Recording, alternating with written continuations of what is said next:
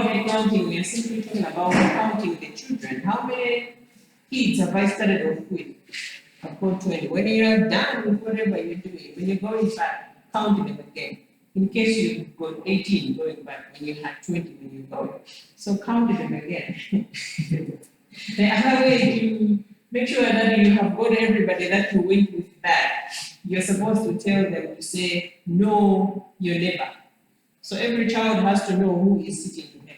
Whenever the car stops and it starts starting off, they should make sure that whoever was sitting with them should be there every time.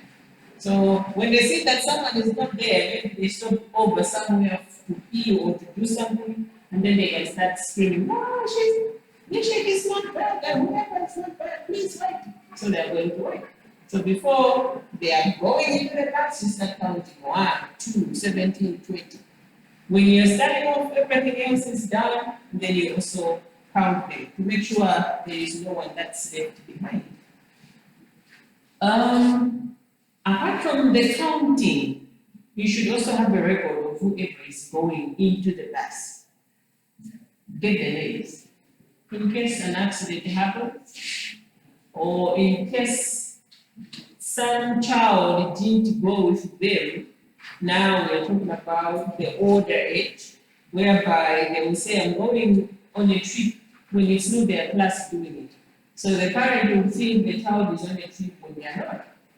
So make sure, apart from counting them, you should also know who exactly is in this class. When you're saying 20 kids, who are these 20 kids? Have their parents' numbers handy, have their names handy. There are times you start off and you have a breakdown somewhere. So when you have a breakdown somewhere, you can always call the parents to say, okay, as you know, today we were supposed to go to the airport, but as we were going, something happened and we are stuck here. You may want to come pick your child, however, we are arranging for a rescue car. So maybe you may find it, you may find us coming back home late. You can just come over and pick them, or if you see us late, don't worry, we are sorting this issue out. So the parent is going to know, all right, the school is saying they had a breakdown, so we need to go to school. Instead of picking our kids at 2, we are picking them at 3 or something like that. So you need to have a record for the children as well as the staff on the bus during an outing. All right, so when you want to plan an outing, you just don't wake up and say, oh, guys, tomorrow we have an outing. There's supposed to be stages that you need to go through before you come out with a trip to go anywhere. So, 1, you need to state the purpose. So we are talking about stages in planning an outing. You want to plan an outing? You just don't wake up from the blues and say, next week I have an outing. No. You need to, 1, have a purpose of the outing. It could be part of your career. There could be something that you want them to see that is being what they are learning. Remember the other time somebody was telling me that one of the things that these guys learn in preschool or middle school is zoology. So there is zoology and there is botany. So botany and zoology, it may call for these guys to go places where they keep animals because they want to see the botanic gardens or they want to see the animals. So you need to have a purpose for the outing. You should also have a destination. Have a destination. Have a route. A route as in L-O-U-T-E. And a method of travel. Method of travel.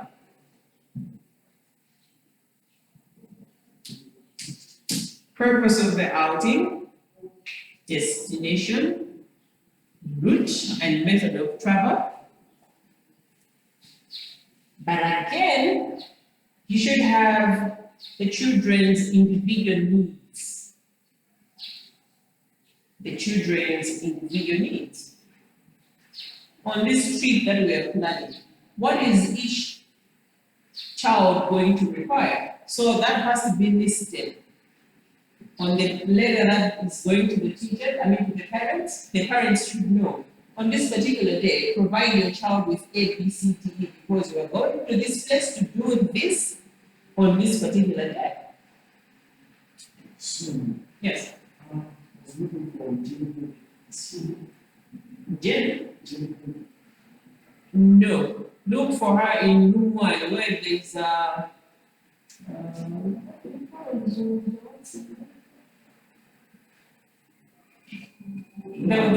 lecture that teaches foundational studies, probably room 1. Yeah, I'm glad, yes.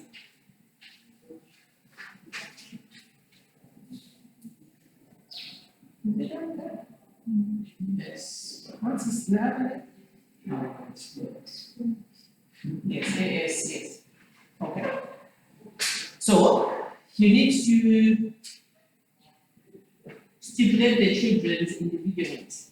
We are going to Kamozo Dam. Each child is expected to bring food, and apart from bringing food, make sure you give them a small play snacks where they are going to sit and play with their friends. Apart from that, make sure you give them a jersey.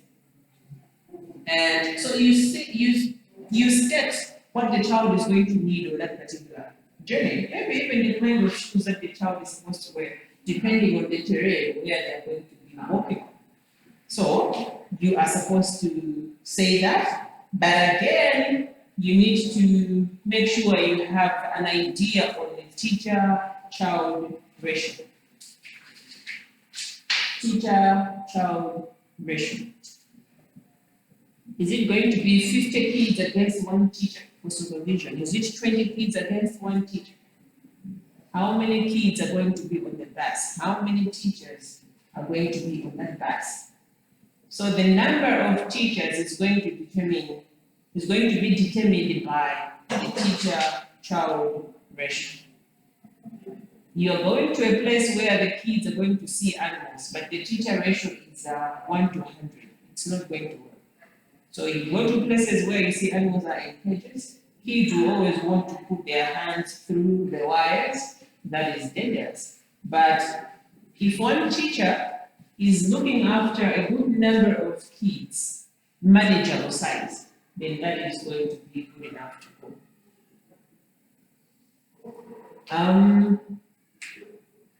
So you have identified the purpose of the outing. You've got a destination, and the method of traveling has also been identified. You've got the children's needs listed, and you've got a teacher ratio in place. The next thing that is supposed to be done is you make sure you seek consent from parents. Seek consent from the parents.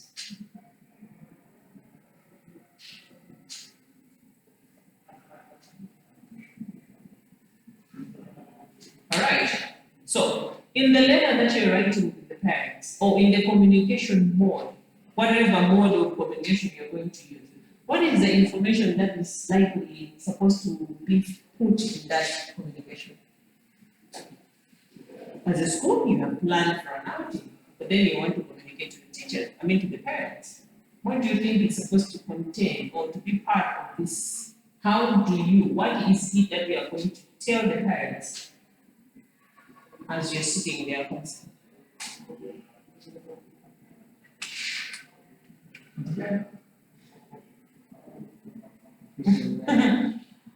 All right, I say everything else has been planned, right? On the school part. But now the parent is supposed to be told, we want your child to come with us, we have planned ABCD on the trip. So you want the parent to say yes or no? So my question is, apart from just asking the parent to say, would you let your child come with us, what other information are you supposed to let the parent know? Just putting the notes in the box. Putting the items? Like, the letter in the box. Okay, you put the letter in the bag. What is going to be in the letter? Yes.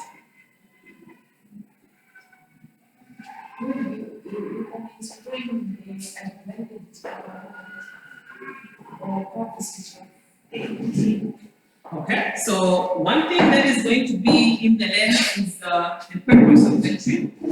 What else? Apart from the purpose of the trip, what else would be in the letter?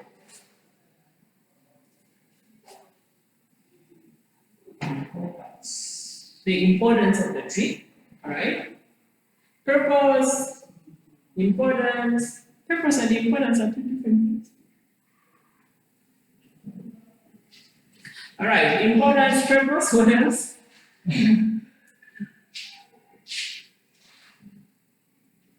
What else? You want to convince me as a parent to let my child go. The purpose of the trip, the importance of the trip. What else are you putting in the letter? Okay, the needs of the child. Like I was saying, a jersey, food, a placemat.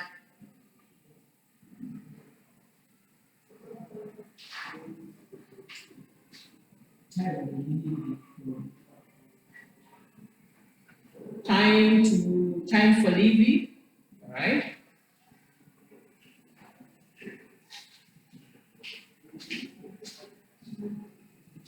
Why do I feel like asking you to write a letter during exams and address it to parents asking consent?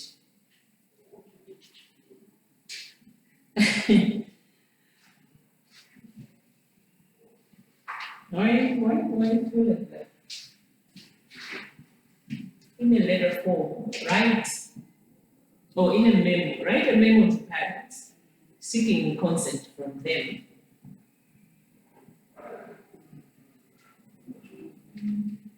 So time of departure, you've talked about the needs of the child, you've talked about the purpose of the trip. What else?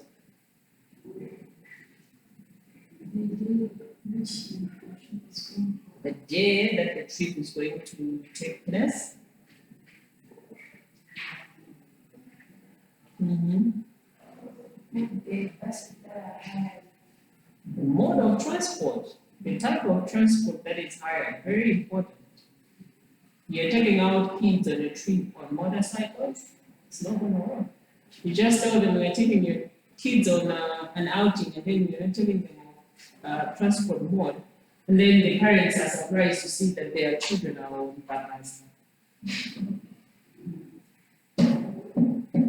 All right, so seek consent from the parents who must know the type of activity, the date. They should also know the departure as well as time of departure and time of returning. The parent is also supposed to know what the child is supposed to bring. Cost of the trip. What is the cost of it? Is it a free trip? Or are the parents supposed to contribute something? Apart from that, the parents should return the letter through the child by ticking yes, she can go, or by contributing. But at the same time, ask the parents to write a name and number in case of emergency. In case of emergency, the parent is supposed to write down a number. If possible, you can also extend the invitation to the parents to say, if you want, you can join, but indicate if you're joining, so that the teachers should put that as part of their learning process. So some parents can join in. You can extend the invitation to the parents to make sure that the parents can also be part of the trip.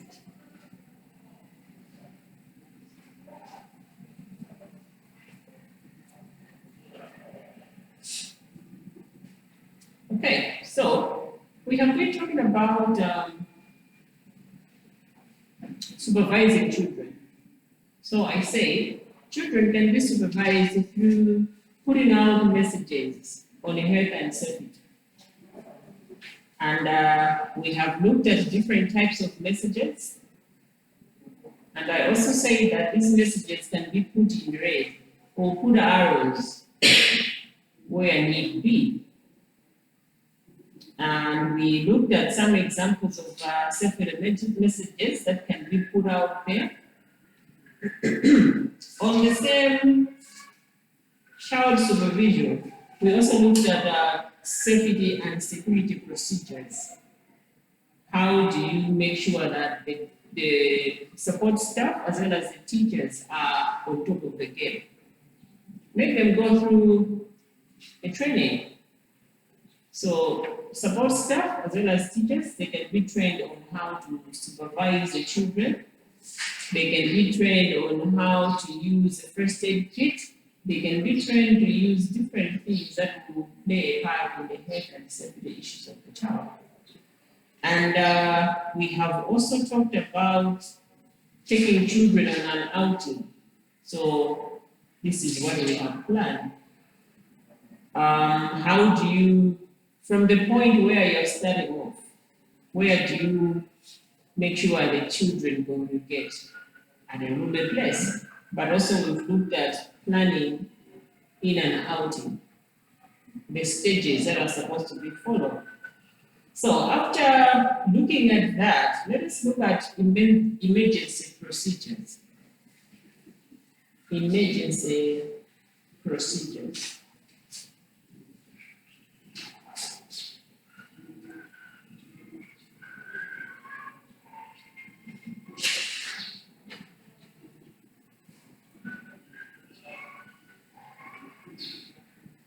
Okay. The first one we're going to look at is evacuation and fire procedures. Evacuation and fire procedures.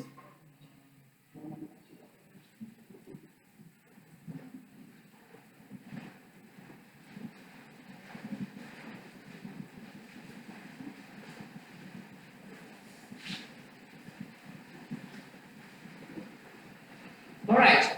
Evacuation and fire procedures must be clearly displayed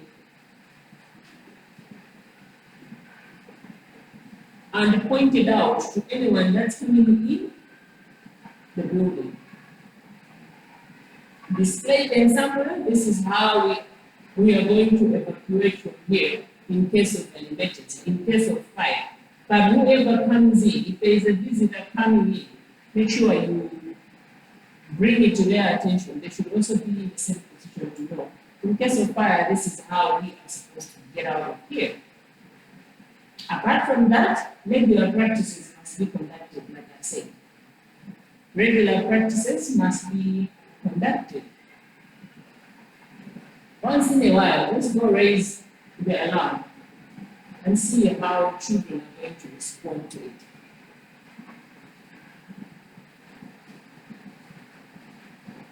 Fire exits must never be locked.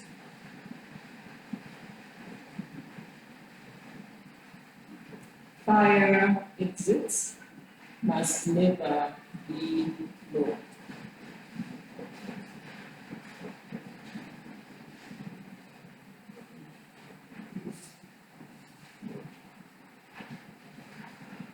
In case of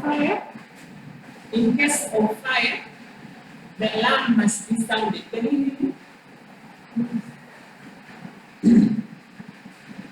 The alarm must be sounded